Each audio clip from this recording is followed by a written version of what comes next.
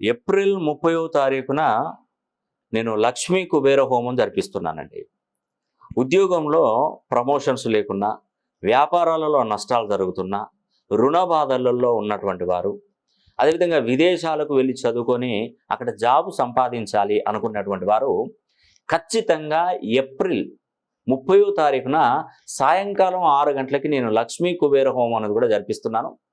Compulsory మీ పేరు గోత్రనామాలు మాకు పంపించండి. మీ పేరు మీద నేను ఇక్కడ లక్ష్మీ కుబేర హోమం జరిపించి దానికి సంబంధించిన వీడియో అనేది మీకు అందజేస్తాను.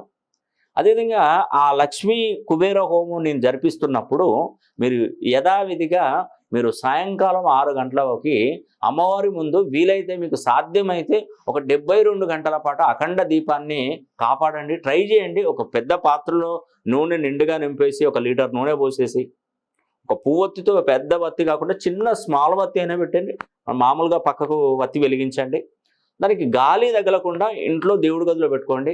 అది ఖచ్చితంగా 72 గంటల పాటు వెలుగుతుంది, వెలిగి తీరవలసిందే.